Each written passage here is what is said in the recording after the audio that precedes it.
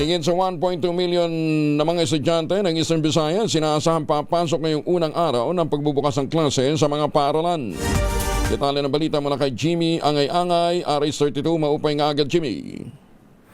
Mahigit 1.2 milyong mga estudyante inaasahan papasok ngayong araw sa pagbubukas ng klase sa buong Eastern Visayas.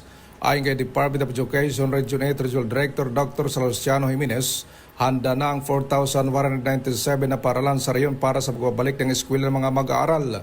Tiniyak din niya na hindi obligado magsuot agad ang uniforme ng mga estudyante, lalo na para sa mga pamilyang nangangailangan pa ng panahon upang makapaghanda. Samantala, inamin naman ng DepEd ang patuloy na kakulangan sa mga guro sa reyon, ngunit nagpapasalamat ito sa mahigit 2,000 na teaching items na may naibigay upang makatulong sa mga pampublikong paaralan. Mayroon ding humigit kumulang 3,000 administrative assistant positions na tumutulong sa mga gawaing administratibo upang mas mag-focus ang mga guro sa pagtuturo.